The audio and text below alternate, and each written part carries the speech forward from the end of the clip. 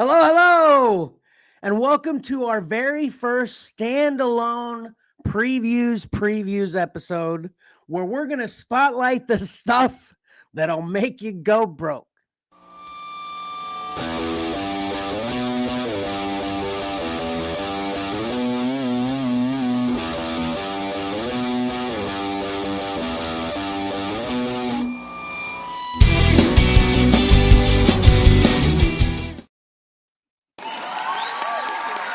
Welcome to your soon-to-be favorite. Yes. Soon-to-be favorite previewing live stream. Preview by Xcellar Comics. I didn't realize how much of a tongue twister this was until just now. You might be able to tell already. We're a little short-staffed this morning. Or actually, no, we're a little short-staffed tonight, but we're going to get it done. Thank God the big key players are here. Mike, what's up? Hey, what's up, man? It's like you're having a rough go at it here. I am having a rough go on it. All right. And then, of course, Pat is here. I am here. Hello, everybody. Hello. You don't realize how tongue twisty previews is until you say it 15 times in a row. Right. Yep. Hey, it looks like you guys only read part of my email. Okay, Kevin, we're supposed to be wearing red. Pat, we're supposed to be wearing hats. You guys didn't even read the whole thing. It's like that whole McFarlane 3-pack from the Horizon a couple weeks back. Right. That's funny. That's funny. Okay, so I said I let the cat out of the bag already for anybody who wouldn't have been able to figure it out. We talked about this many times. Everyone watches our videos later anyway, so it probably doesn't even matter. But this is we're recording in the morning, and I'm posting this Sunday afternoon, correct? I think that's what we talked about. That's what I remember. Yeah, so that's why I got a little tongue-tied on the good morning, good afternoon. But for the future, we're going to pretend like it's afternoon the entire time. Does that sound good? Yes. Yeah. All right, cool. And then basically what this is all about is we've decided we are separating previews from the regular show so people don't get bogged down just in one big long episode, and they can reference it quicker and stuff like that. Right, Mike? Yeah. Easy to get to. Yeah, easy to get to. Perfect.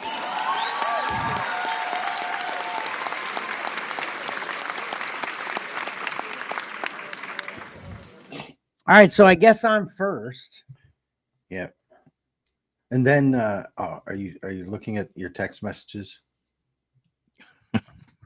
No, I was getting my notes for my first preview thing here. All right. Well, then when it's my turn, look at your text messages. Okay. Okay. All right. So yeah. Okay. Here I go. First up, me. I didn't add this yet either. 1 second. Completely professional. Well, you can do an edit here, right, Kevin? Yeah, I know. Yeah. Why would I want to do that though, Pat? Well, that's true. I might need the preview banner off. I forgot to move the date on my thing, but we'll see when I put it up. Okay. So anyway, first up I have the Lucky Devils. I was wondering if you'd show this. Yeah? Yeah. By Charles Soule and Ryan Brown, which of course we know them from 8 Billion Genies. Which if you just put a couple genies right there where those devils are, it looks just like an 8 Billion Genies cover, right? Yeah, everything's very similar. Yeah. I wonder if it's in that same world. Yeah, I don't know the answer to that question. All I saw in the snippet. I mean, I tried to track down another previews guide book, physical book again, and I couldn't. You know what, Mike? I meant to tell you, this is a good thing to start the show off with too. Why don't we subscribe? Like, you know how Pat gets it for with his, DCBS order. We should just subscribe to it at the store. So I went up to the store and when I went up to the store to try to get the latest previews guide, I just told our boy, hey, just put it in my box when you get it. Can I order one? He's like, yeah, I guess we can do that. I'm like, yeah, I mean, you know what I'm saying, Mike? Why not just do it like a sub to it like a comic, and you know what I mean, right? Yeah, it used to be on my pull list. Yeah. So anyway, I took it off, but so all I could see, because I was doing this all on the computer, then not with a book, which I don't really care for. I like to. Doesn't going through the book also give you that feel, back in the Christmas time, back in the day with the Sears catalog, Exactly. I prefer the book. But anyway, so basically all I know about this story is it's about two devils that want to rebel against hell. And sorry about the language, folks, but this is a medical terminology, hell. And then all it says is, and they use two humans to do it, which you can kind of see them fuzzed out in the background there.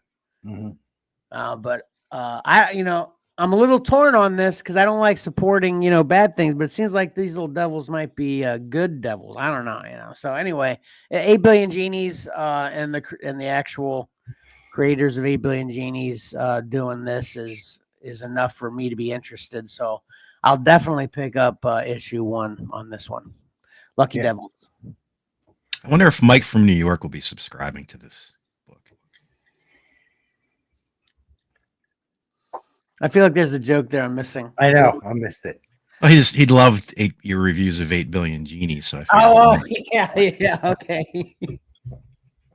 You know what? Actually, since he was giving me such a hard time, I'm getting this and I'm going to review it. And they're going to be my extra special long reviews just to put a little salt in Mike from New York's wounds.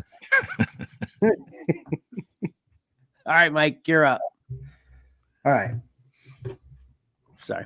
What happened? I got it. All right, here we are. We're going to start off with Geiger number 10, The Return of Junkyard Joe.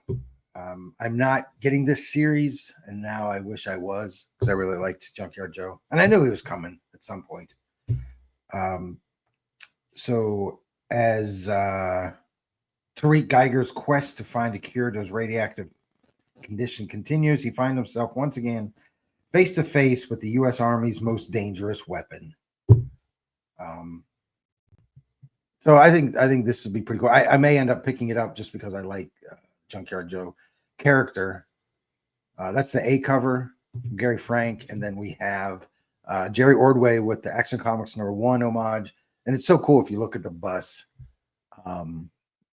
It's got Ordway on there. There was something else. I can't remember. Oh, Schuster. I think at the very bottom it says Schuster, something like that. And then Dylan Dietrich on the C cover. And these are January 8th. So if you like Junkyard Joe, he's back. And if you like Gary Frank.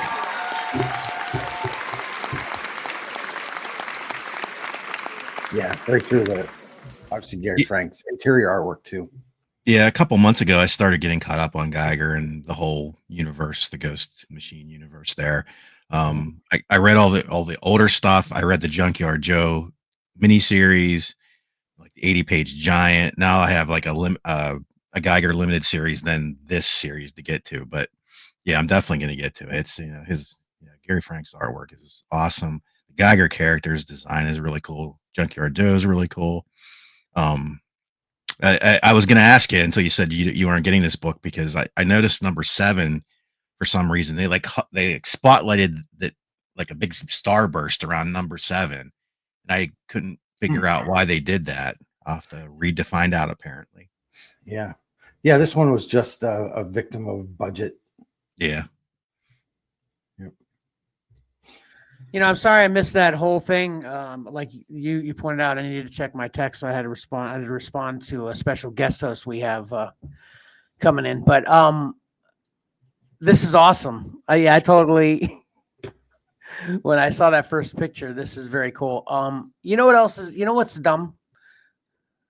The preview banner at the bottom scrolling. It doesn't quite cover your date, Mike, but just a little bit. Well, it covers the price. I have the price there too. Dadgummit. I like the scrolling banner, especially if people are coming into preview. There, see.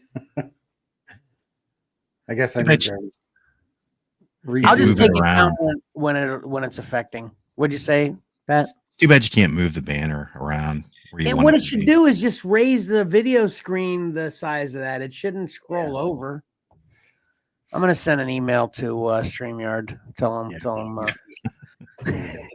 and I'll try to remember to adjust my layout there. And then the last thing I was gonna say too is if people can't notice, Karen's not with us today, so you know we're a little lacking there too, and we'll continue throughout the rest of the episode, which you know people love about us anyway. So anyway.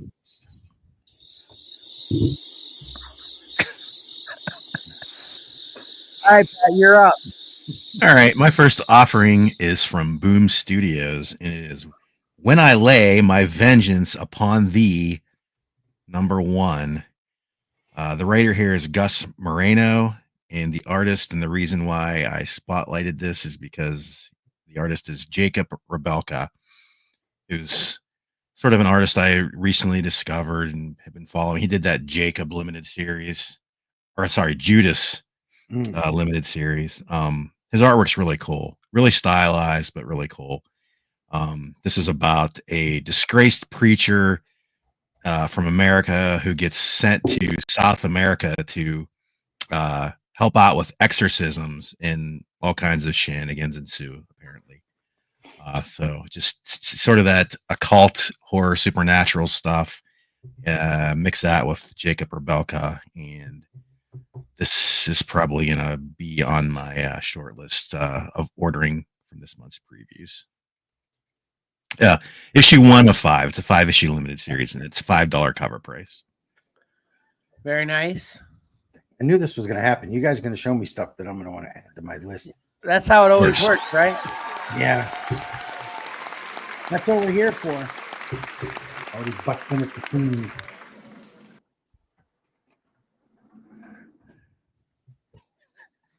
I got to quit looking at my text with our guest host. He keeps making me laugh. That's not funny to watch. So anyway. I'll tell him to shut up. Yeah. All right. Next up for me is The Deadly Tales of the Gunslinger. Now, I think I've mentioned during our regular live streams a couple times that I've been out of grabbing comics for a while now. So I missed Deadly Tales of Gunslinger #1 and 2. And since we didn't have a preview for you guys to tell me it was coming, I was unaware either. So this is like an origin story of how the Gunslinger came to be, and you know, how he got his powers and all this good stuff. So I'm totally interested. I'm going to be grabbing this. #1 actually comes out this month. So you're not too late. Right. Yeah, I'm not too late to actually pick it up. But as far as I didn't want to put #1 in a previews because you can't order it. You know, you have to just go grab it in the store. Hopefully one of the covers, because I saw a bunch of covers for this, of course. One of the covers will probably make the pick 3, I'd hope. You know, be ready for that for issue 1 this month. But this is the pre-solicitation for issue #3. So get that on your pull list. I'm going to. So there you go. Yeah, another book I should be getting because I like gunslingers. I like westerns. Yeah, so I should be getting that one, but I'm not. Well, my next one is one that I am definitely going to be picking up. I highlighted issue number 1 is Dust to Dust number 2. So this is in the heart of the Great Depression. Photojournalist Sarah and her 2 young charges are engulfed in a massive dust storm that threatens all the residents of New Hope. So, like I said before, this is set in during the Great Depression in the Dust Bowl out in Oklahoma, and there's a serial killer loose. That's the A cover, which is pretty cool, pretty messed up. But then what I like here is the Dave Johnson 1 in 10 variant. So this is you can probably grab this for like $7 to $10 on Things from Another World if you're so inclined to go after a 1 in 10, or you can get it from your LCS if they've got it. You know, some don't carry the ratios, but I do like that cover right there, and I'm excited for this book. I'll definitely be reviewing this one. Did you watch that movie I coincidentally reviewed the same day you talked about Dust to Dust number 1? Did you watch that movie like you said you were gonna? I didn't. I went and watched the trailer and I put it on my list, and I showed Emily the trailer. So I was hoping, you know, if it's something that she wants to watch also, it's easier to get into our rotation. Yeah, of course. But, yeah, she wasn't interested. So it's like, dang it, now I've got to find time that I can watch it by myself, which I had the other night, and I wasted it. You guys want to know what I watched? Hold on. Oh yeah, no, you told us Godzilla's -1 again. No, that was before that. Oh, okay. Another opportunity that I missed. No, I watched Deliverance. Oh my god. Which I hadn't seen in ages. Oh, I can't wait to tell you during our regular live stream what I watched. Just a random, not that I'm reviewing, but yeah, it's something like that. Something super old school. Well, you know what? I can say it here now. Why not say it here now? Space 1999. I watched the first 2 episodes of Space 1999. How many seasons was it? That wasn't very many. There weren't that many. Only seasons. 2. Only 2. Yeah. I had the squirt gun. But this is back in the day when seasons really meant it, though, you know. Yeah. Like in modern times, we've gotten used to how many episodes in a season? Oh, 8, 9. You know. Yeah. If you get to double digits, they're like, wow, that's a lot of episodes in one season. But this is back in the day where there was 27 episodes in a season. You know. So there's like 52 episodes, and I didn't even realize this until I was doing some random Space 1999 research. There's actually a made-for-TV movie, Space 1999, as well. So it was good. There's plenty of Space 1999 content out there, and guess what? I still loved it. So nice. I'm not so sure the kids nowadays would. So anyway, all right, Pat, what's up? What do you got? Oh yeah, it's my turn. What do I have? Okay, coming from Dark Horse, Jump Scare number 1 of 4. No, I don't know how many issues this is. Sorry, number 1. It's $4. The writer is Colin Bunn, and the artist, who I'm unfamiliar with, is Danny Luckert. That's pretty cool, though. He did the cover and the interiors here. And this is about a society that's overrun with, you know, all these bad guys. And this girl on the cover, she's like the hero of the book, and her ability is to any horror movie weapon that she can think of that she's seen in the movies that she's watched, she can conjure it up to fight the bad guys. Where else it goes from there, I have no idea. The cover drew me in, so I figured I'd spotlight it because it looked cool. So there you go. Man, Colin Bunn is the guy just doesn't stop writing, does he?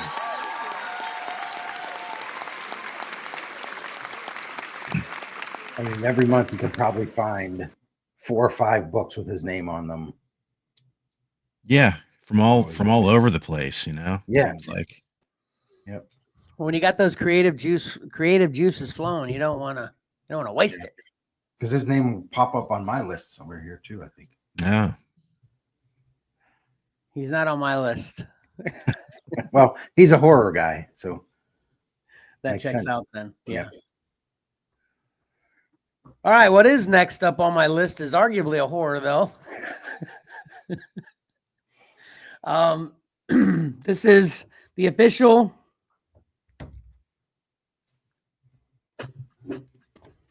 Sorry about that. This is the official movie adaptation for The Dark Crystal. And this is a hardcover. Boom Studios is putting this out. I love Dark Crystal. You know, we don't. I'm sure the only people that are going to want this are the people that are familiar with Dark Crystal. Although, if you're not familiar with Dark Crystal, it's awesome.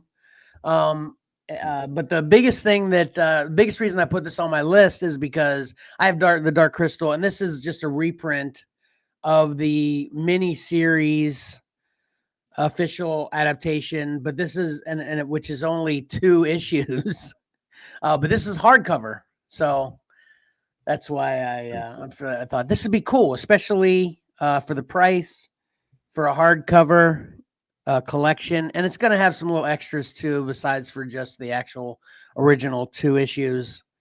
So I don't know how thick it's going to be, but it's definitely not going to be very thick. But anyway, it's hardcover, and it's only $14.99. Can't beat that for a hardcover. Yeah, that's a good price. Yeah. So that price is nice. Yeah. All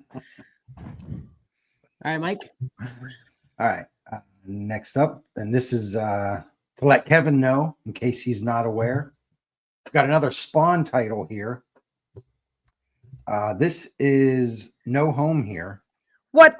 And it's basically it's Shirley Johnson, I guess, was a 7-year-old victim of Billy Kincaid, which I haven't read Spawn, but I think Billy Kincaid's an important bad guy in there somewhere. But this is explores the fate of the young girl. Jonathan Glapion is the artist here, and I love that cover. It has some Scotty Young feel to it with the character in the doorway there.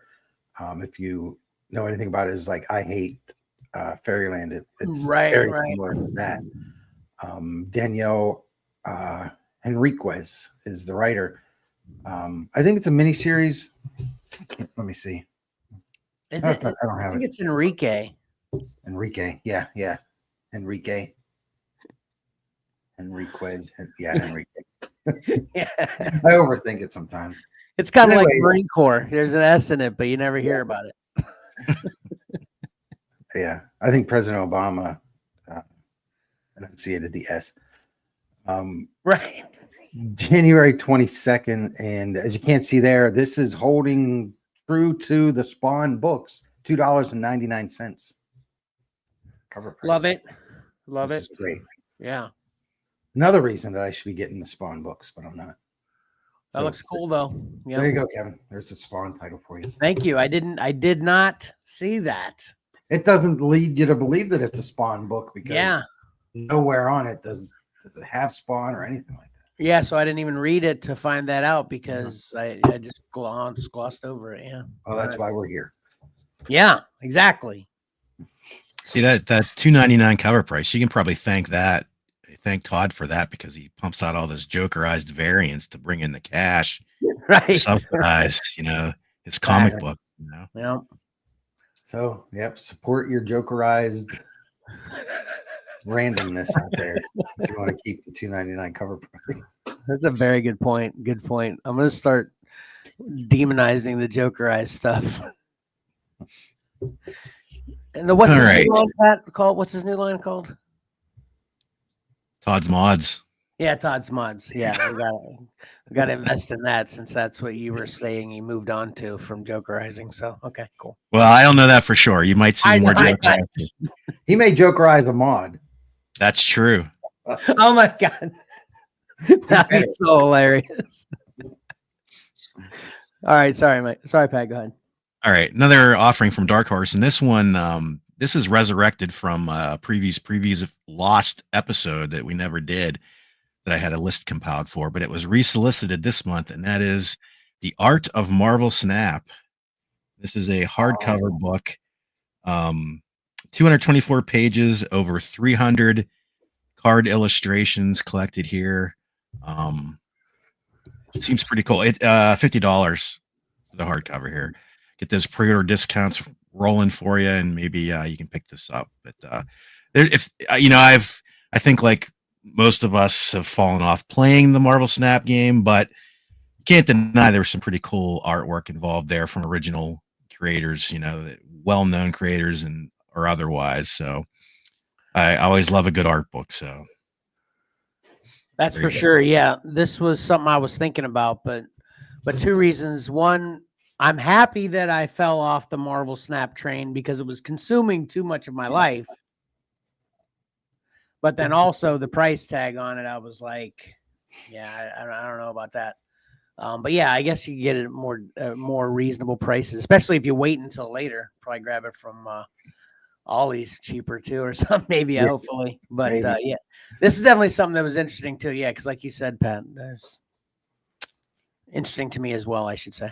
And there's a lot of great art in Marvel Snap, that's for sure. So cool. Yep. All right, next up for me, I have What If Galactus Transformed Moon Knight? This is written by, oh man, that is a autocorrect there. Segura and Scott Eaton. What's Segura's first name? Do you know? I don't know. Okay. Enrique. I don't know. Okay. This is a great Ron Lim cover, though. But Scott Eaton does the interiors. And I noticed a whole bunch of what ifs, and they're all kind of I thought it was pretty cool that they're all the same what if but different. They're all transforming somebody, to basically be the Herald of Galactus instead of Silver Surfer. And I picked Moon Knight because I thought it was the coolest one, but I think the other ones, there was definitely Rogue. And actually that's the only, but I think there was two other ones as well. But they were all what if Galactus and then whatever that character is. And it'd be interesting to know. I could see myself grabbing this one, but it'd be interesting to know if it's a cut and paste that's what I was thinking when I saw them all. Is it going to be the same story except everywhere where it says Moon Knight or whatever Moon Knight's, actual human name is, or even his, whatever. What's his name again? Mark Spector, right? Yeah, I guess they're different ones, but that's the one. This would have been the one it'd probably be, right? So I wonder if it's going to be Mark Spector and some, but then when they, in the Rogue one, for example, then they got Rogue, I wonder, what I'm saying? I wonder if it's going to be the exact same story, but just cut and paste with the different character. I thought that would be interesting to research. So that let us know, Mike, in one of your, in case you didn't know, segments. That'd be hilarious. Alex Segura. Alex Segura. Okay. You know what I hate about this? What? Why are they calling it What If Galactus Transformed Moon Knight? That's so stupid. It should be, what if Galactus chose Moon Knight as his herald or something? Yeah, that would be better. I thought that myself as well. Chose Moon Knight. Yeah, it would be perfect. Yep. Oh, yeah. What if Galactus chose Moon Knight? Yeah, that would be cool. What if Galactus Herald was Moon Knight? Or what if Moon Knight was Galactus Herald or something like that? That it seems stupid. Transformed Moon Knight. Once again, I always fall back on that saying, we can do it better. Right. And I don't want anybody to say, well, why don't you then? It's because we got jobs. Right, we got jobs. What if Galactus transformed Optimus Prime? That's what it makes me think of. Oh, perfect. That's a crossover. All right, so that's what I got. Nice. Mike. All right. This next one makes me wish that I had access to somebody at Dark Horse to figure out what the heck's going on. So I've got the Lunar Lodge trade paperback. You think people would want to give us their info anyway? Like, we need personal phone numbers of these people so we can text them, hey, what's up? What's going on with this, right? I mean, you think they'd want us to know for our millions of followers, I mean, geez. Exactly. So this is the weird thing with this title. So it's solicited right now. It ships March 5th.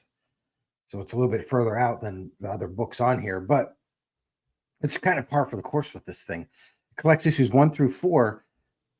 only issue number 1 has been released physically. Hmm. And if you guys remember when I reviewed that, I'd like to know that date because I can't remember. It was like a year ago, probably at this point. Yeah, And, it was a while. Yeah. yeah. So here we are. They're soliciting the trade, and you can pre-order it. I think it's like I have it written down here too.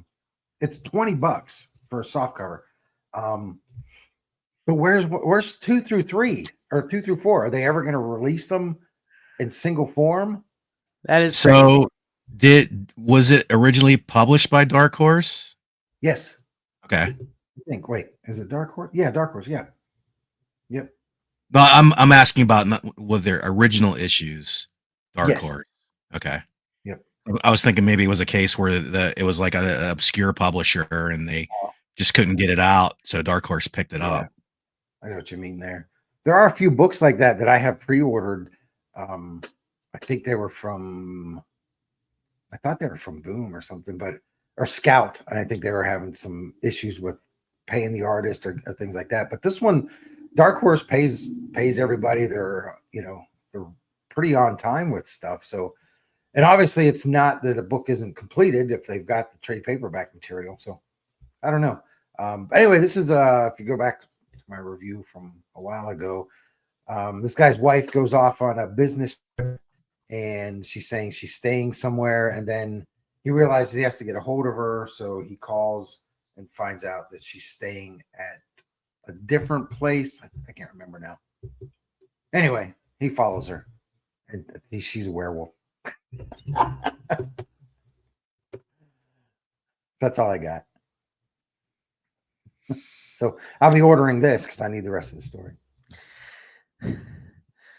That'd be so hilarious if you order this and it comes and then they release issue 2 later. You know what? I'll just shove issue 1 in a mailer and ship it off to them and say, thanks for wasting my money and my postage now just to make a point. And I won't do that. Nice. All right, Pat. All right, this next one, Mike spoiled it on our Facebook page, but you guys don't know that, so this is new to you probably. This is the Marvel art of Michael Allred, published by Clover Press. Now, this was a Kickstarter that ended yesterday, as a matter of fact.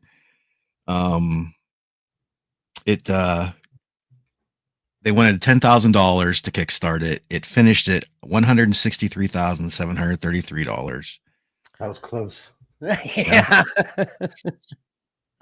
This is the basic version of it. There's all with Clover Press and these Kickstarters. There's all kinds of configurations and add-ons and things like that you can do. But this one, the base one is $80. And I talked to Mike about this in the group that I'd like to kickstart this, but eventually Clover Press issues all of their art books through Diamond, so you can get that juicy discount and not have to pay extra shipping and the Kickstarter price. So I've decided to kind of go that route with all of these. If I'm really interested, I'm going to wait and pick them up through Diamond through your local comic shop.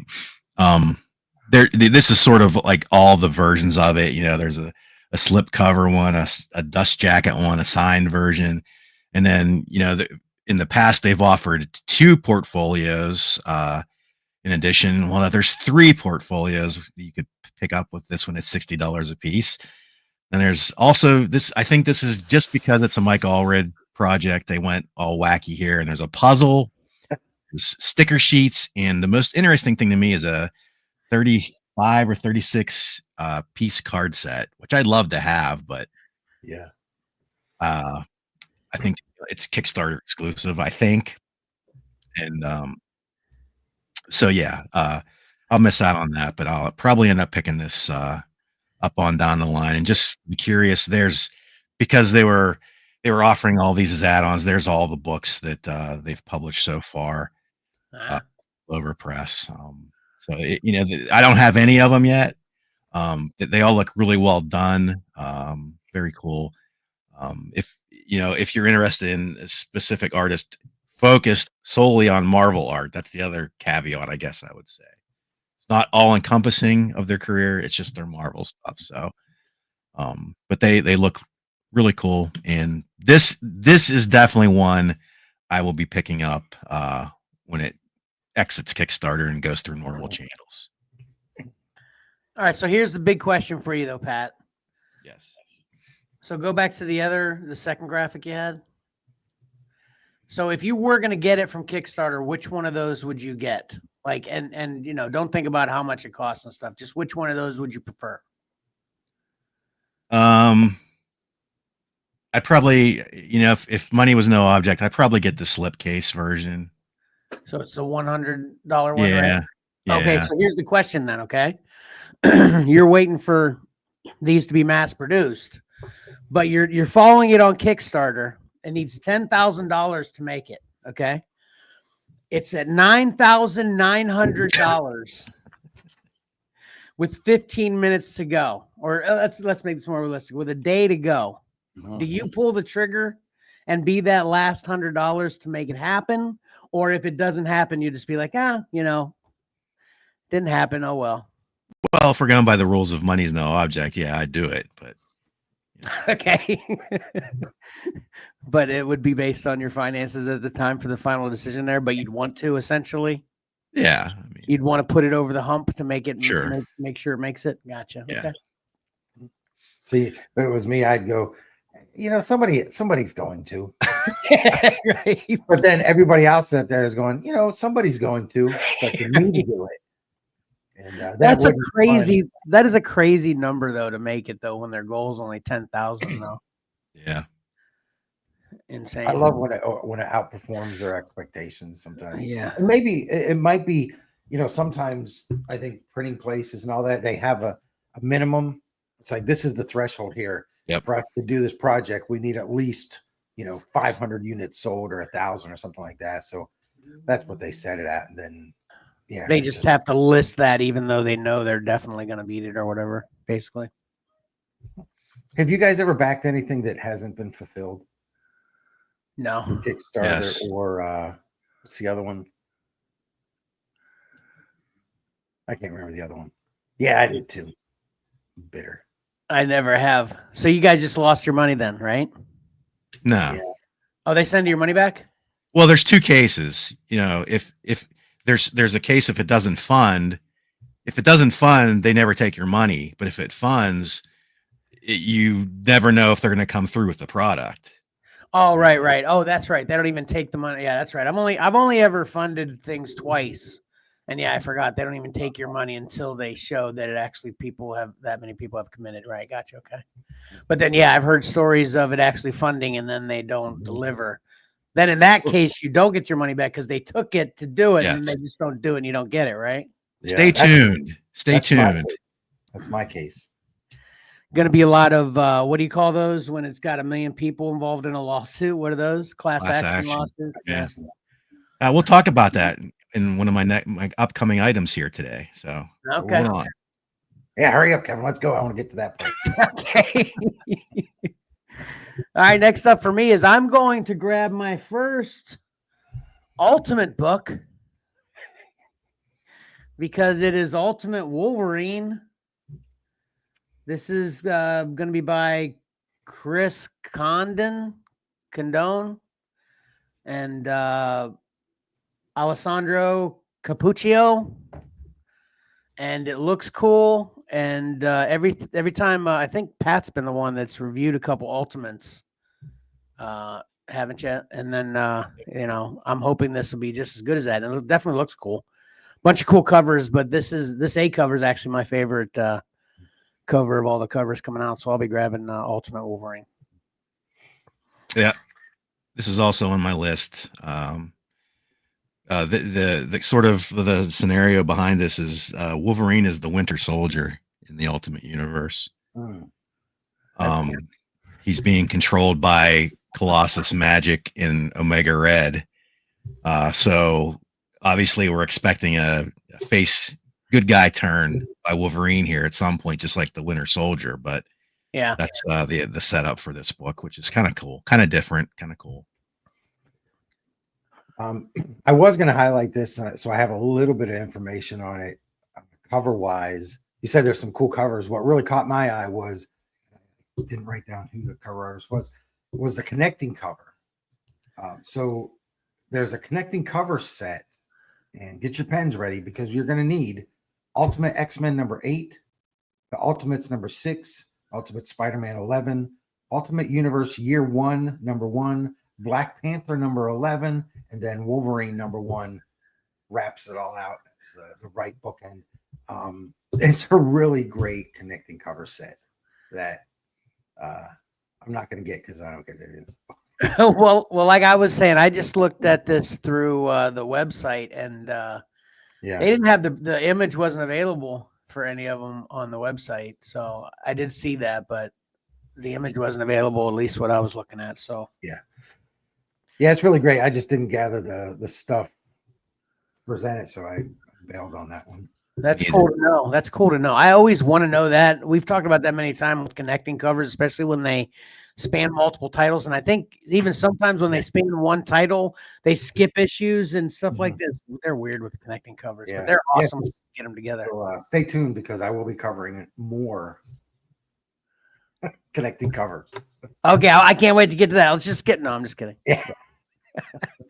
If you want all the connecting covers, you'll need the ultimate wallet, apparently. There you go. Nice. Holy cow, no kidding. I mean, it's a good business move where it's like, hey, how can we get everybody to buy all the books? Right. Yeah. That's how they get you. Yep. All right. This is how they get you too. This one seems pretty fun and crazy. So this is, I can't even say it. Pin-up apocalypse. It's a pin-up one. apocalypse. Pin up. See? You're like, I can say that. Pin-up apocalypse. There we go. Pin-up There apocalypse. you go. Nice, Mike. You Yeah, nailed it. Nice. Perfect. All right. So this is a mix of 50s sci-fi and horror tropes reimagined with a clever twist. Set in 1950s small town America, this satirical adventure pits two stylish pinup girls against hordes of zombies and aliens. Inspired by filmmakers like Ed Wood, Sam Raimi, and Edgar Wright. Yeah, this is right up my alley. I love everything you just said. Yeah, that sounded very cool. Yeah. Yep. It's a 6-issue miniseries. This is from Massive, $4.99 cover price. So there's the A cover. Andrew Tarasov. I haven't heard of him before. He does everything. He does the writing. I think he may have a co-writer, but then he does all the artwork. So there's the A cover, the B cover, and then we've got the C cover. And the influenced D cover. There's some ratio variants as well that are a little more risque, but I ordered the A cover and the Walking Dead cover. Very cool. Yeah. Yeah, those are cool. Yeah, I'm looking forward to this. I like the A cover the best there. Yeah. Pin up a couple. Yeah, go in the LCS there and say, hey, can I get Panopocalypse? Right. Very cool. Okay. All right. Let's see. Next on my list is from IDW. They're still hanging in there, folks. That is the Paul Smith X-Men Artists Edition. Nice. How many years? How seriously? How long have we been talking about IDW's about out? It's been over a year now, hasn't it been? Oh yeah, I think so. They've been struggling for probably 4 or 5 years, hasn't it? Well, they've been struggling for a long time, but supposedly we talked about when it's like it's done. Like, yeah, it's just they're going out, and that was over a year ago, I think. Yeah. They still got the Turtles license. That money's coming in for them apparently. So maybe that's all that's keeping them afloat. They have the Star Trek license too, so maybe that's helping as well. But this is, if you're not familiar, this is the oversized hardcovers that reproduce 1-to-1 the original art boards. These aren't complete stories in this case. But it's a lot of Paul Smith's X-Men run, his X-Men Alpha Flight run. This is going to clock in at $150. These aren't cheap books, folks. They're gigantically huge, expensive books. Sometimes you can get them on a discount. You can get them pre-order discount.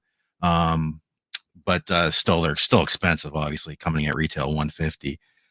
There's some interior shots, a couple covers, a couple interior pages. But this is intriguing to me. I really, at the time, I thought, I missed Byrne on the X-Men. I came in after he was gone. Cockrum had come back at that time, and then Paul Smith came on, and I thought his artwork was really different, but I really liked it. I was sad that he was gone so soon from the book, especially because John Romita Jr. took over, and I did not like John Romita Jr.'s art at that time. His style evolved to the point where I really liked John Romita Jr. when he, got on Spider-Man in the 2000s or whatever, even current day John Romita Jr. But I did not like the X-Men John Romita Jr. But this was really different, really cool for me at the time. And again, you had that unlimited budget, Kevin. I'd be picking this up, but I'll be passing for now. That cover.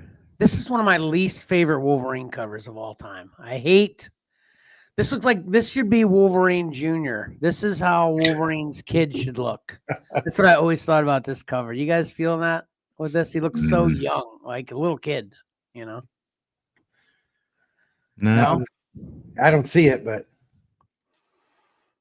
Well, that's not the first time I've ever said something you guys don't see, so won't be the last. But yeah, that's how I always felt with this cover. Anyway. Yeah. I mean, it's probably something that when you first saw it, that's what jumped in your mind, and you're never going to get rid of that. Right. Yeah. So it's there forever. All right. Next up for me. What do I got here? Silverhawks. Dude, I almost put this in because I'm like, oh, this is up Kevin's alley, like directly one-way street. Absolutely. This is totally cool to me. This is based on the old Silverhawks cartoon from back in the day, which I loved. And this art is great. This is Lucio Perillo. I think this is the cover. This is the cover A. They actually have these, and they're coming out in foil as well. Which imagine this in foil. Come on, right? Yeah. So cool. And this is, but this is going to be written by Ed Brisson, and the interior art's by George Cambadias, right? Did I say that right? So this is totally tickling my nostalgia bone, and like I said, this is totally up my alley. Space flying hawk heroes. I'm down. It's all good. So speaking of nostalgia bone, why in the heck did they put the Silverhawks logo right where they put it? Pat, this is a family show. I'm sorry, I didn't mean anything by it. I just think I'm used to my.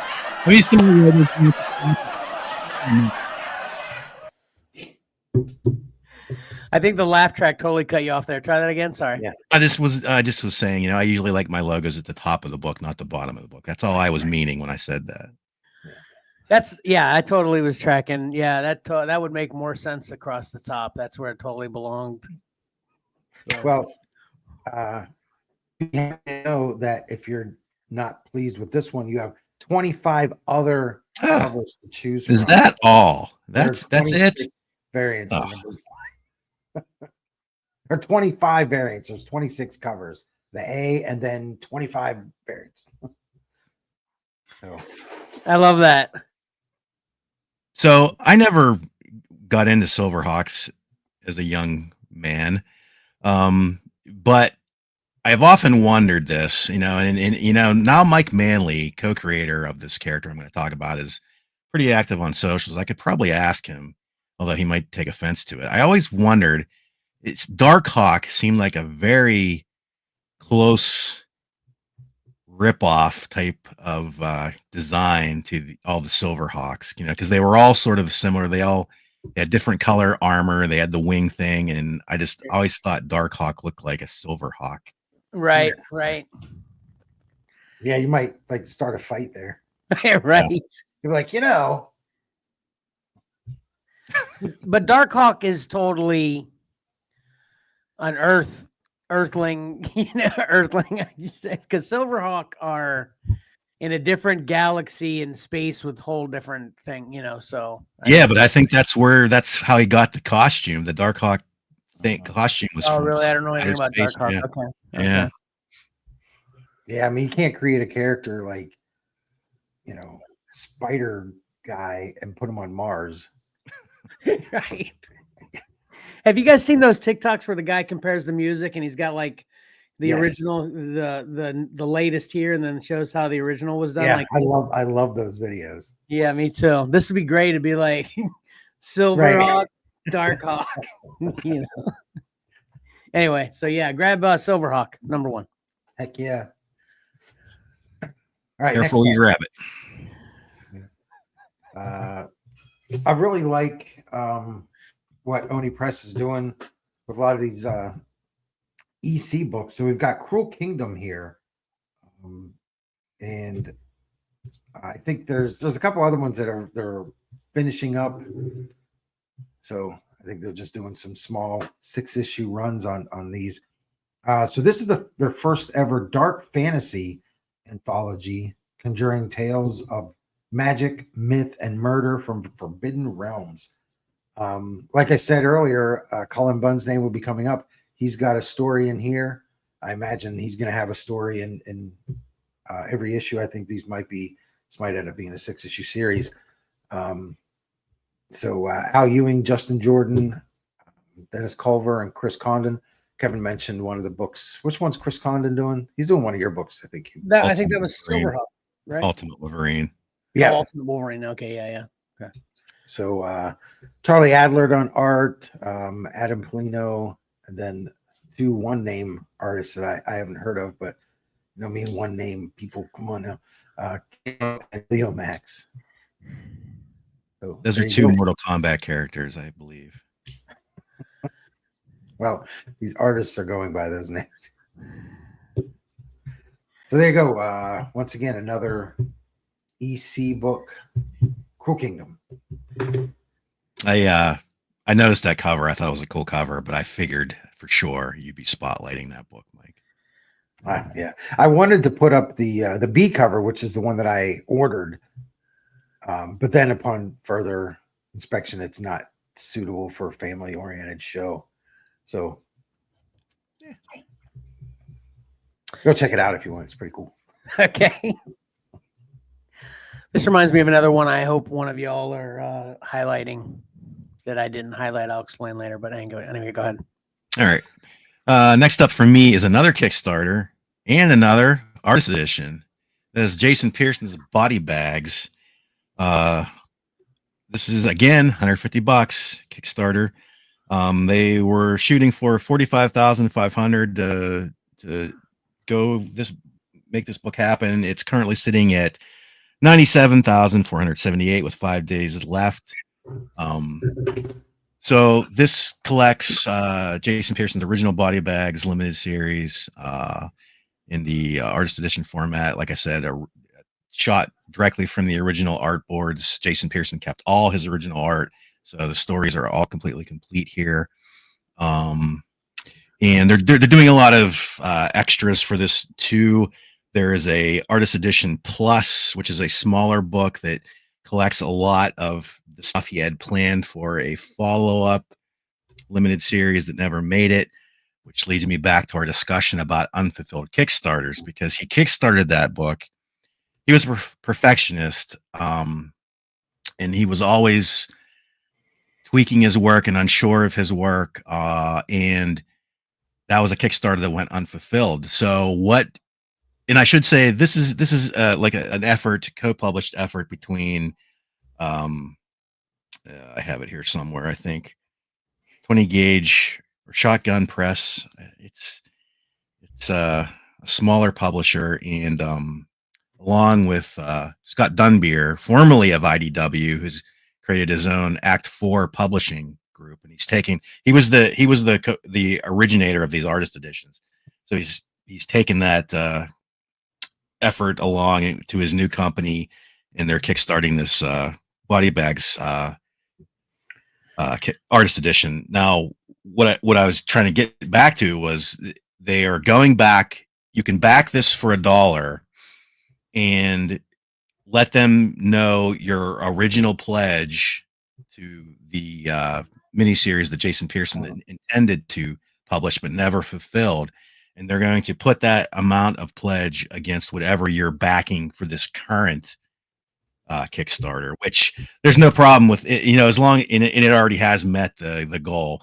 But there's no problem with this not being published because they have everything. It's already completed, so there's no real worries there. Now, the one thing I think I probably will back on this is like I said, different tiers, and there's different items, and they have a sketchbook, which collects, I think it's $35 for the sketchbook. I can't remember how many pages I had that written down on my rough draft. But it's a smaller, comic sized book, soft cover, but it collects a lot of the, last couple years of Jason Pearson's life, his commissions, and they're out of this world. I remember him posting them, and after he passed, a lot of them showed up online, and they're just phenomenal. Mm-hmm. So even though I'm not going to back the $150 artist edition, I think I'm probably going to pick this sketchbook up at the very least. But yeah, because it's money spent. You might as well get. And I think it's a great gesture that they're doing. Yeah, to not leave those people hanging that backed that original project. For sure. Yeah. See, that's how you make things right. Right. Yeah, that's very cool. That's very cool. And by the way, proceeds are going to his estate as well. Profits, I should say. Profits are going to Jason Pearson's estate, which is basically to take care of his mother.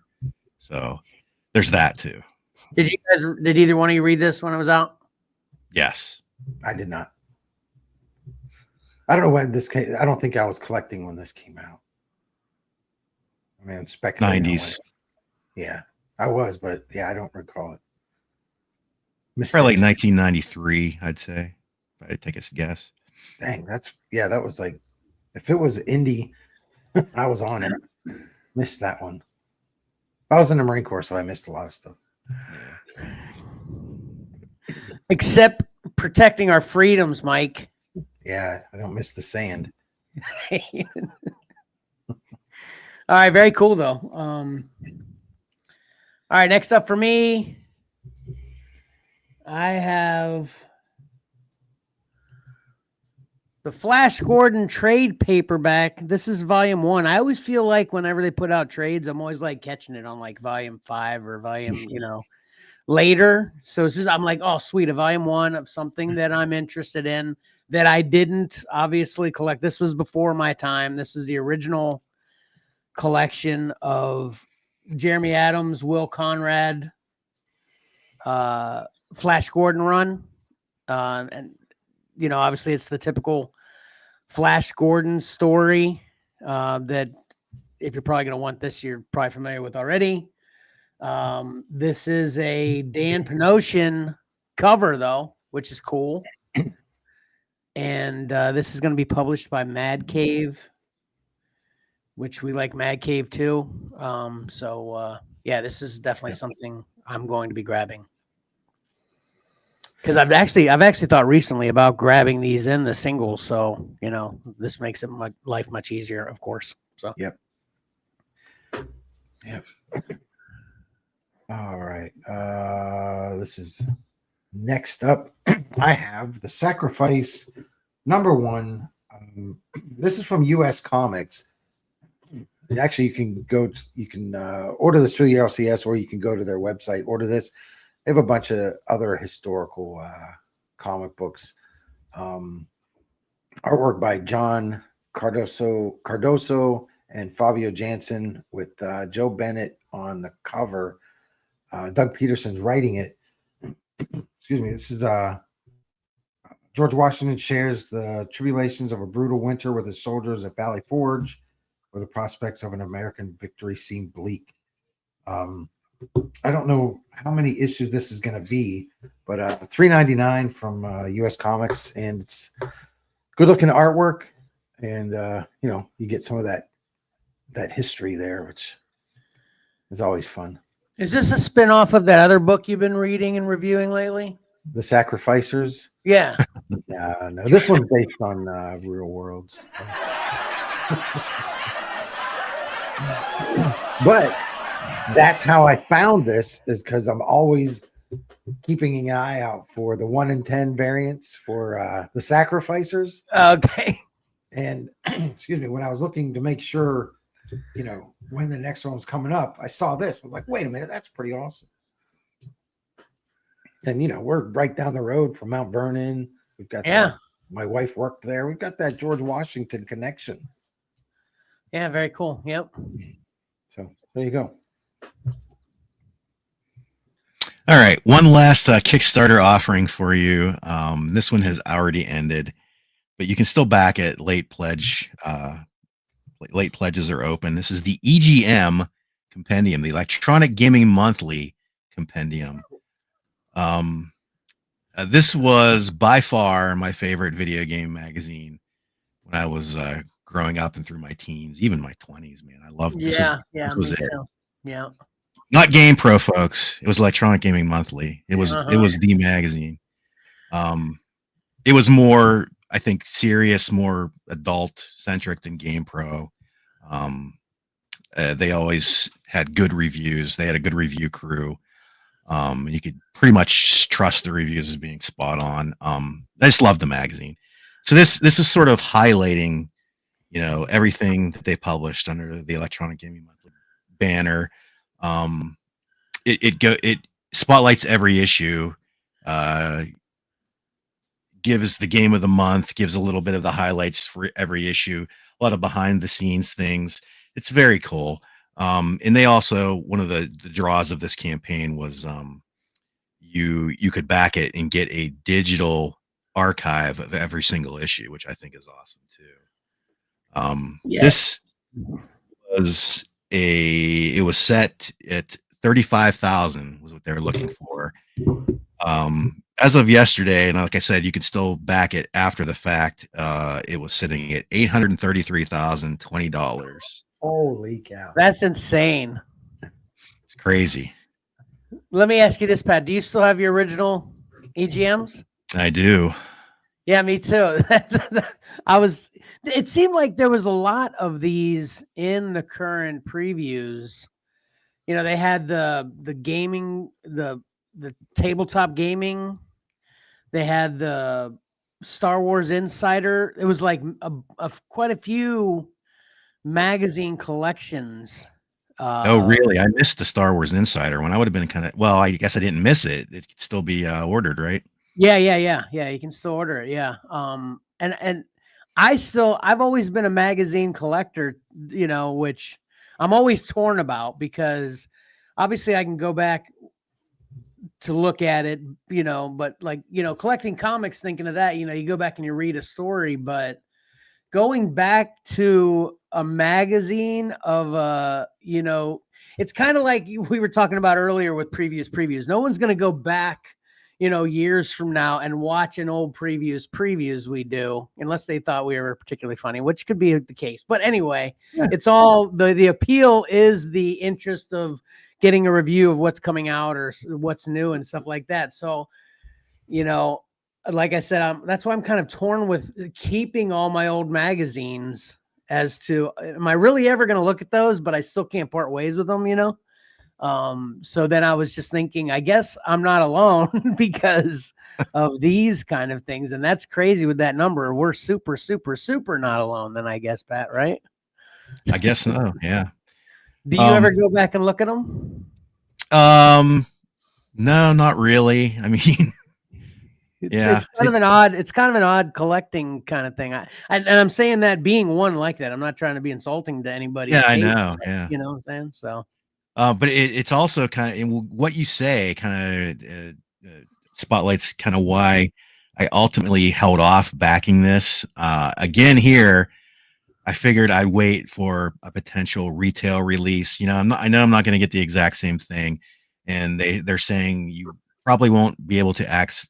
They won't access the digital archive, which was a big draw to me to a point. But I'm thinking, you know, I think that's really cool. I'd love to have access to it, but I reality hit me, and I'm like, how many times did I really access it? You know, how many Right, times did I right. really? Yeah. So yeah, so ultimately, like I said, I did not back this. I think it's awesome, and if I can find this, you know, as a regular retail release, I'll probably pick this up because it's the book itself is not. It's obviously you can't reprint every issue; it would be massive. But this is a nice overview of the entire run of Electronic Gaming. Yeah, it's very cool. All right. Next up for me, I've got Stranger Things, Dungeons and Dragons, The Rise of Hellfire of the Hellfire Club, I'm sure. If anybody's not familiar with Stranger Things, they play Dungeons and Dragons, and the group that they have that they all get together and play Dungeons and Dragons is called the Hellfire Club.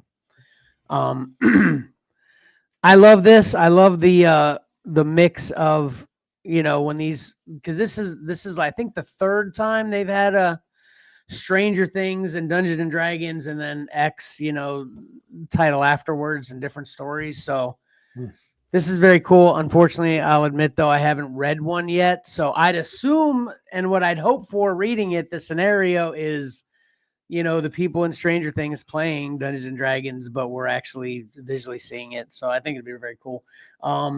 This is actually a prequel to season 4. So I guess obviously, for them to make that statement, it's got some, circumstance that has something to do that affects season 4 or something. I don't know. That's kind of what I'd assume. This is written by Jody House and Eric Campbell, and the art's by Diego Galindo. And this is going to be 4 issues. I'm definitely grabbing it. I've got the other ones. So very cool. I think Jody Houser's written all of the Stranger Things books from Dark Horse. Okay.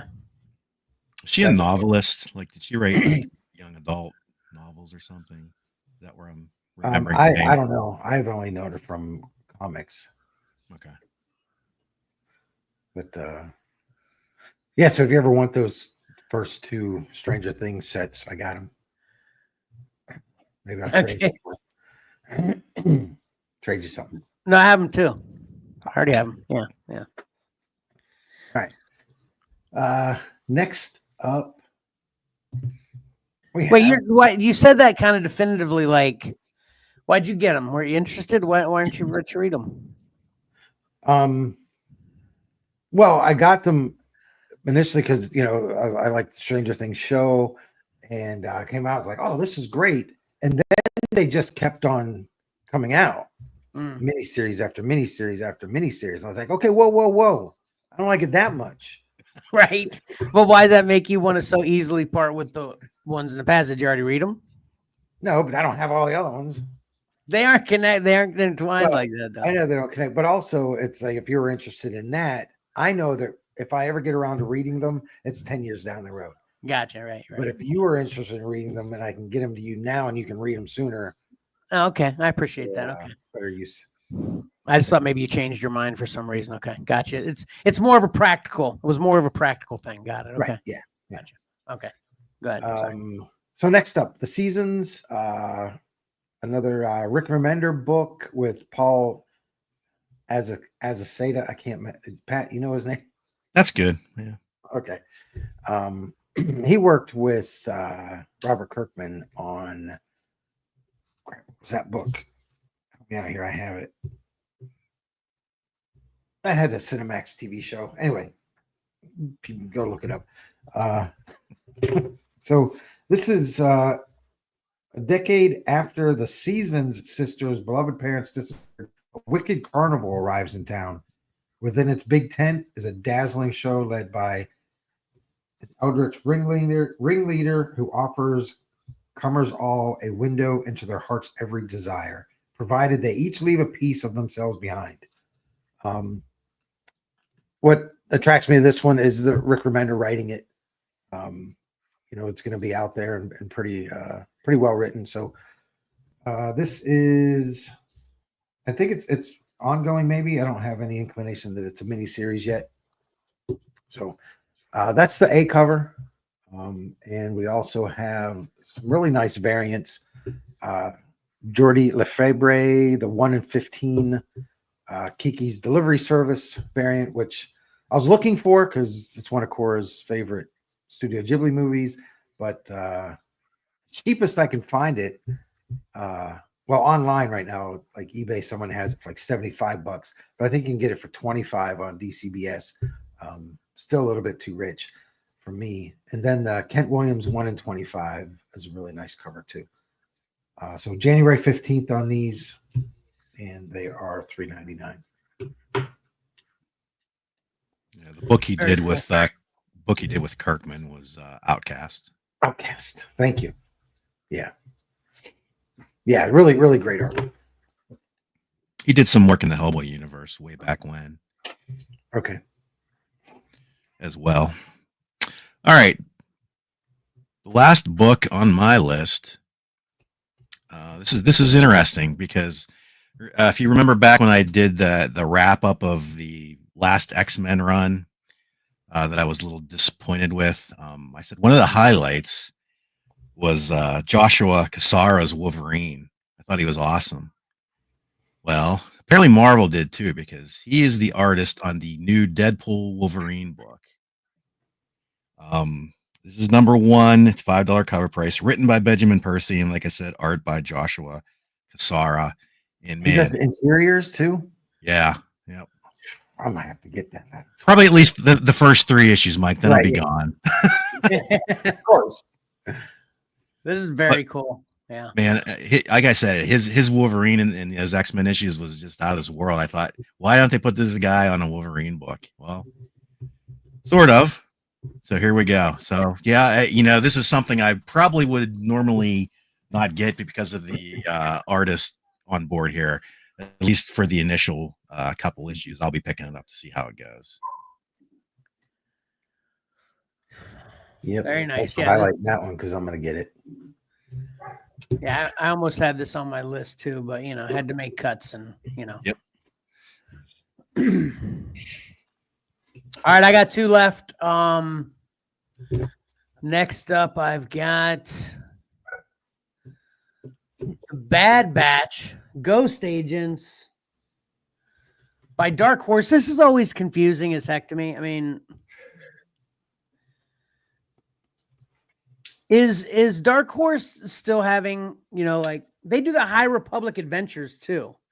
Like Marvel has the High Republic, and then Dark Horse still has the High Republic adventures. And now here they have Bad Batch. I mean, it's like, I thought, Marvel got Star Wars. So why wouldn't what I'm saying? Why does that happen, Pat? Do you know? So strange. Either one. Dark Horse had the Star Wars license for years. Then, right. Disney bought Star Wars and Marvel. So why wouldn't Marvel publish everything Star Wars related? But that doesn't seem to happen. But it also seemed like the stuff Dark Horse was given recently is the more kid-oriented stuff. Right. Well, I thought that too. I thought, okay, well, it's a kid thing. But then this isn't, directed towards real young kids. This is kind of, it's not mature, but you know what I mean? More, it's an adult-oriented, So this was when I saw this was even more confusing. So, and I thought Dark Horse lost everything, but I guess not. Who knows how that works? Yeah. Maybe it's something like when they were writing up the contract. It's like, oh, Dark Horse is like, oh, we left Bad Batch out of there. It isn't on there. Something like that. Because it wasn't even around back then. So. Right, that's true. Yeah, because Bad Batch. Yeah, that's the other thing too. I thought Bad Batch was an original Disney. So it's not even like it's crazy. But anyway. Still, a Bad Batch fan. It could be Disney could be looking at it going, look, we don't even have to lift a finger and we can make money on the Star Wars name by subbing it out to. That's You true. know. Yeah. Yeah. So Dark Horse gets a cut, but then for doing absolutely nothing, Disney gets a cut for allowing them to do it. So. Yeah. So this is written by Michael Morecki and arts by apologize for butchering the name, Ruari Coleman. And I got another question for you guys. And I feel like we may have talked about this before, but it's just my memory. Of course, I forget things all the time. But what's up with the dynamic forces section in the previous guide? How there's dynamic forces and it's got because I have another thing, and this is, I'm kind of cheating too in. So this is a dynamic forces thing as well, which this is Wolverine number 2. It's a CGC 9.6 of the Scotty Young variant, but it's listed under dynamic forces section because this has obviously already been out, but they're soliciting if you buy this, and this is like $97 or something. But this comes out in January too. So what's up with the dynamic forces section? Do you guys know what I'm talking about? I feel like you're looking at like they get limited stuff, signed stuff, original cover sketch stuff, things like what's that. Dynamic Forces? Is that just the name of a company that kind of gets that stuff and just offers it later, essentially? Yeah, they've been around for a long time. That's sort of what they do. But I think they've actually had some publishing efforts of their own stuff. And they actually, I think of it, I think they weirdly enough, I think they maybe co-publish some stuff with Marvel. I don't know. It's weird. Yeah. Another one of those publishing issues. Okay. Yeah, I have one dynamic forces item, and that's Logan Earth X bust. Oh, I thought you were gonna get ready to highlight it now. You're saying you own one. Gotcha, okay. Yeah, it's based on the Alex Ross artwork, and it's signed. I've got a card signed by Alex Ross and everything for that statue. So it's like it's like a company that just primarily deals in aftermarket stuff, essentially. That's what it is. I don't know if I'd say necessarily aftermarket, but like special versions and signed editions, things like that. Yeah. Okay. I never looked at their section because I can't afford anything that's in it. You're right. It's all pricey stuff, right? Yeah. Exactly. All right. Is that all I have for that one? Yeah, that's all I have for that. Yeah. Well, I mean, it's obviously based on the cartoon, but this isn't going to be just a cartoon in print, or I mean, just what the actual Bad Batch episode. It's an actual separate storyline with the Bad Batch as well, so all new stories. Yeah, all new stories. Not Mandalorian reprint like Tyler hates. This is original story. So Tyler want to grab this one, I'm sure. All right. The 1950s sci-fi stuff. I've got Hal, which is a 4-issue miniseries. I just watched this movie. Yeah, this one isn't vampire related. Or I mean, werewolf. Yeah. Wait, hold on. What? How are you going to be called Hal and not be werewolf related? I have no idea. This is sci-fi. This is space. Okay. So Mary is a science fiction writer. Oh, marry a science fiction writer, become science fiction. That's the law of Greenwich Village in the late 1950s. So this is written by Elisa Whitney, and I should have looked up her father's name. I think he was a science fiction writer. And so this is kind of based on her growing up in a household with a science fiction writer. This is issue number 1. So I'm getting this one. I love the artwork. Elaine Morissette. I don't know. I've never heard of her, but it looks really great. That's it's Alanis Morissette's cousin. That's her. Yeah, her other name. This is the variant. This is the 1-in-3 ratio. And when I first saw it, I was like, oh, that's cool Sienkiewicz cover, but it's not. It's Bill Kobe.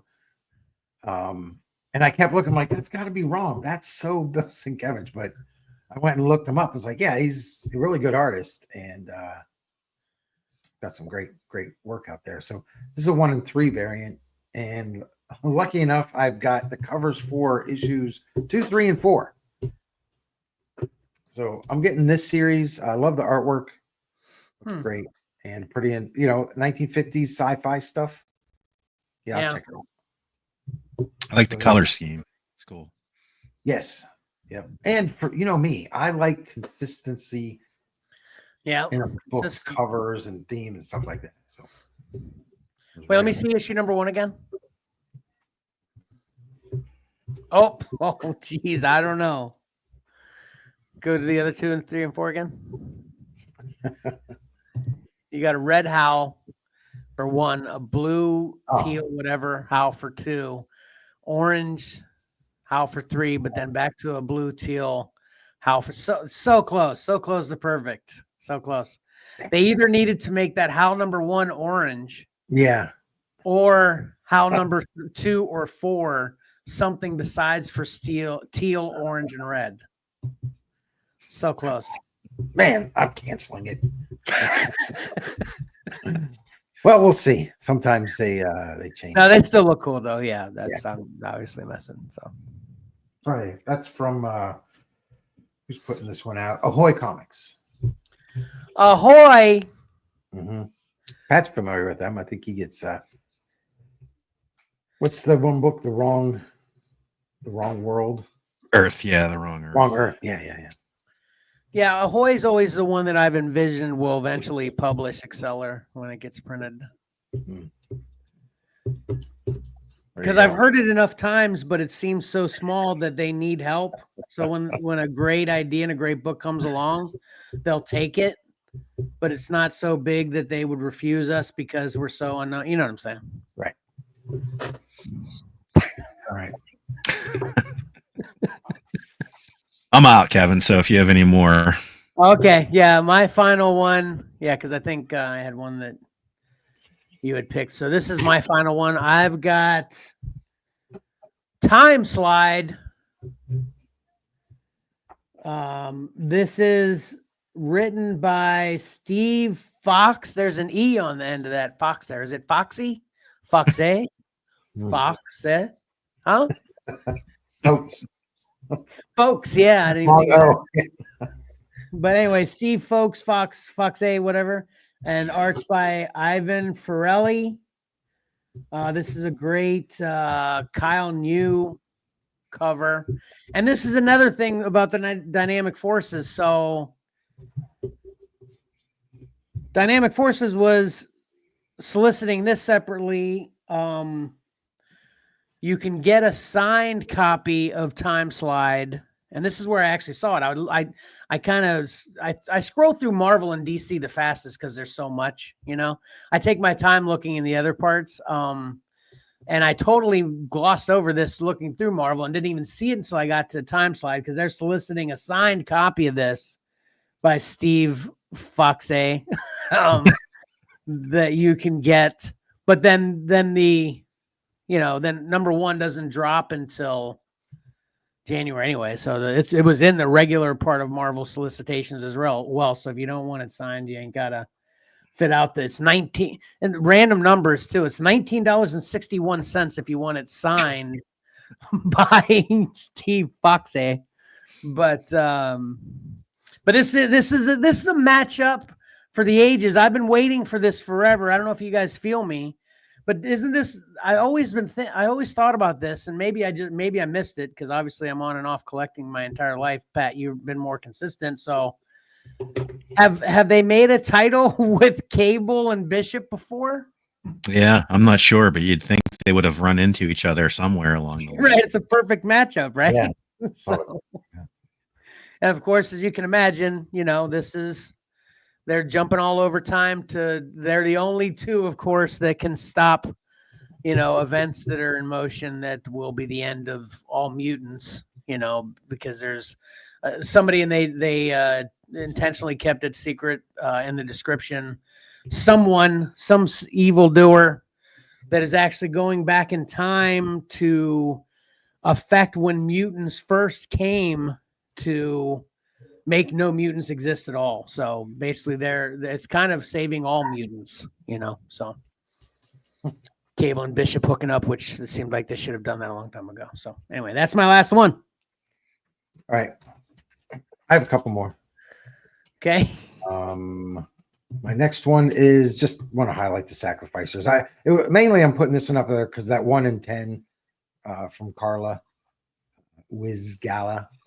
I love that cover. I can't wait to get that one. That's the one I was looking for to see if I can order it yet. Whenever I found the sacrifice. So yeah, just keep rolling with the sacrificers. Okay. Are you up to date on that too? I know your reviews have been a while, but are you keeping up with reading it too? Yeah, it's kind of whenever I get them, it's top of the pile. Nice. Read it in the parking lot before you even get home. Man, I remember those days. Yeah. And then I'm sure you guys have heard, right, that Jim Lee and they're coming back and joining or doing another Hush story in the ongoing Batman book. Well, yeah, I love this. They're doing a facsimile run of the original Hush storyline, and you can get them in foil. So, man, come on. You can get the regular reprint, without the foil, or you can go the route I'm going for $6.99, I think is what it was. It's covered up there. But yeah, so January 1st, you get 608, and then January 15th, 609. And I imagine 2 weeks later we'll get to 610. I'm gonna put the foil set together because I just Hey Mike, this might feel like a slight glance of an insult, but it's not. So this is just a serious question for you. How can you keep buying so many different Walking Deads? Okay, because they keep coming out. Because didn't you have the compendiums too for The Walking Dead? Yeah, I got the first compendium because I thought you had them all. No, I got the first compendium because you didn't have the books. Because I had an Amazon gift card, and it was the fastest way and cheapest way to get all of the story. And then from there, I bought the trades to catch up to where I was buying the individuals. Well, then you got, didn't they do reprints? You've gotten 2 reprints of Walking Dead. Now you're in a Walking Dead Deluxe. You're getting all those, right? Yeah, I'm getting all those because I'm getting the Finch covers on those. So it's new artwork and it's color. It's in color. Again, I'm not trying to be insulting, but this is where my fatigue really sets in with stuff because I got the original issues of this. Right. Yep. Then I got them in the trade collection for easy reading. Mm-hmm. Then I got the hardcover because it's awesome. Right. Now I have to get the foil. Yes, you do. Simile variant. Come on. Jeez, oh man. Yeah. You know how You nice had to. Yeah. What's the limit? I finally reached my limit on buying. I remember the first time I actually said I'm done. That's it. I'm done. Was with Star Wars. Digital copies of, or not digital, but actual copies of Star Wars and all the different versions they put out. I'm like looking at like it's 6 versions of the same movie. I'm like, I'm done. I don't care what they keep putting out or how they put it out. And then I bought it for Voodoo as well, but go figure. But anyway, it's so exhausting. But yeah, I want these. This is cool. Yeah. Yeah. All right. Next up, we have... Wait, you said you had a couple. This is 3. Yeah, I have one more after this one. Oh my god. Okay. I meant to say a couple few, so like 6 Okay. more. Yeah, you should add that few. All right. Dick Tracy 1 through 5, which these I think the initial run was earlier this summer, and now this is the encore edition from with the Dave Johnson covers. It's a reprint set. You have to buy it in the set. Now, if you drop the banner. I have the price down there. It's kind of okay. it'll sticker shock you a little bit. I'm on full screen. I'm sorry. So I would recommend if you go to like Daggum. Thinking of the World, you can get them for $69.99. Your LCS may be selling them for $100. But they're all reprints. But if you really like that Dave Johnson set, there you go. Which I do like it, but I can't afford it because I'm getting all the reprints of the Hush foil editions. 3 things. 1, have either one of you read a Dick Tracy comic? Or Nope. No.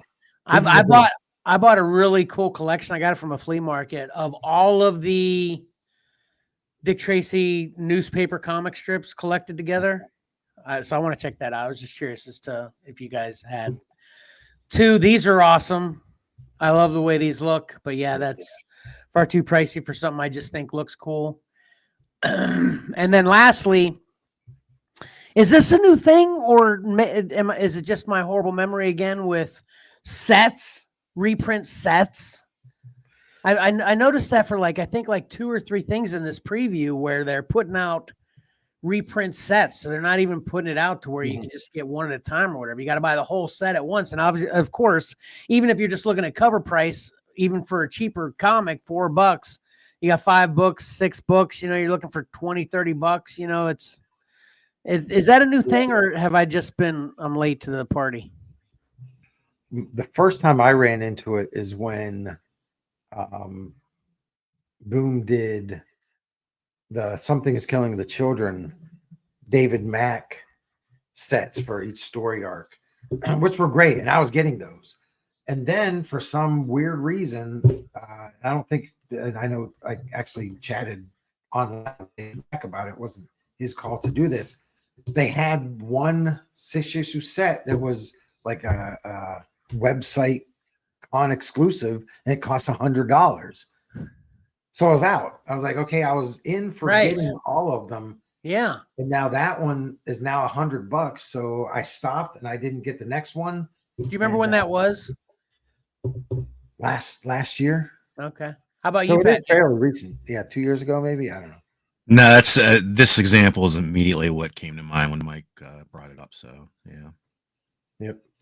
So yeah, it's like whatever, man. But noticing multiple in this one previews guy, that seemed like maybe they're trying to make it a normal thing, I guess, huh? I hope not. Yeah, me too. Exactly. That's what I didn't like it either. So yeah. But these covers are awesome, though. They're really great. Yeah, I was excited for it, but then I saw the price. It's like, oh, yeah. Sorry, man, not going to do it. My final thing, I talked about connecting covers, and I kind of missed the final or cutoff on some of these. So there's the issues with the dates of release for an X-Men #1 Jim Lee cover set. You know what? I'm an idiot. I did not write down the artist on these. Oh, yeah, I have it. Chris Giarusso. Giarusso. Yeah. We just talked about him a couple shows back. Thought it was familiar. Well, I just talked about him today, too. So we've got X-Men #8, Uncanny X-Men 7, X-Men 9, Uncanny X-Men 8. There's the dates of release, so you can still get them. Just final order cutoff is passed for 3 of them. These are so awesome. Yeah. And yeah, I totally Tom Glancy these because of the thing I was just talking about with some fatigue. I thought these were reprints, but these are variant covers for the latest Uncanny run. That's Uncanny into X-Men run. Okay. Yep. That's totally. I'm all over this. These are awesome. Yep. This is going to be Karen's next favorite artist. Yeah, and like I mentioned in that show, I think it was a Venom cover or something. He was doing this before Scotty Young started. Oh, that's right. Yeah, that's what I'm totally. Yeah, the Venom War from Pick 3 last year. Right. Yeah. Yeah, so very cool. That's very really cool. Connecting cover set. Yeah, thank you, Mike. I totally was like, screw that. I'm not doing that. Thank you for making me pay attention. Yeah, the great thing is you don't have to, it's not a connecting cover of the same book, Yeah. issue number 1, and you've got 4 covers for issue number 1. It's actually 4 different books. It makes me wonder about this though. What? Notice how the 2 have the logos at the top and the other 2 don't. I wonder if that's just preliminary, or they're going to go back and put those in, or what they're going to do. Yeah, I mean, they've got the logos in the, well, not the logos, but they've got the titles in the corners there, bottom left and top left. Oh yeah, and why is the second one? Why is it floating so low? Why isn't it the top at least? They drive me nuts. Yeah. You know what? We've talked about just during this episode. You know what I like about this though? They're all different. So that's the consistency here. Okay, it's the whole thing different. consistently is a mess across the board. Yeah, I kind of see what they're doing there. They're doing the X-Men and the Uncanny X-Men logo, at least getting them in there one time. Yeah. And the other 2, they're leaving them off. So it's in the X-Men is sort of part of the background as well. So yeah, and maybe they're okay here. But the placement of the Marvel and the number box in that second issue bugs me. Why is it so low? That is weird. It may not be. It may end up not being like that, but then ironically enough, look at the last one with Magneto, the other Marvel, that's like on the edge. It's like super high top on the edge. Right. Yeah. Well, I was just gonna say maybe they don't want to cover the artwork, the Iceman's ice up there, but then we've got Psylocke kind of covered with you're either gonna cover Gambit or Psylocke. See. Yeah, I don't know, man.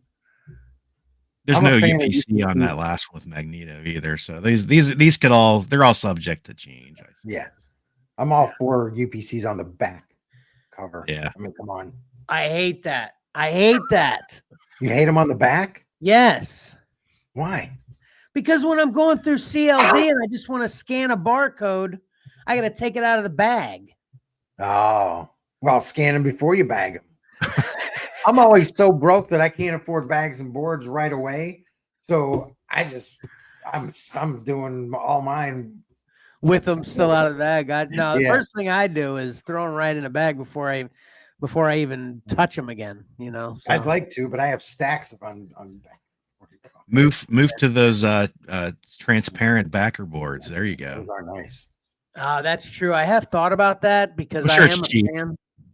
Yeah, exactly. That's what I was going to say. I am a fan of transparent things like that, to where you can really appreciate something in its full form while you're also protecting it. But yeah, I think I saw a batch of those is like $35 or something like that. It's like almost 4 times as much as regular bags and boards. So I'm like, okay, that's enough for me.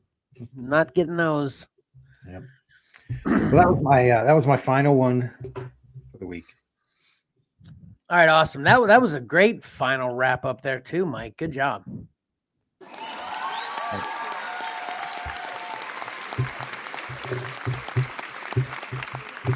You want to take that down? Sure.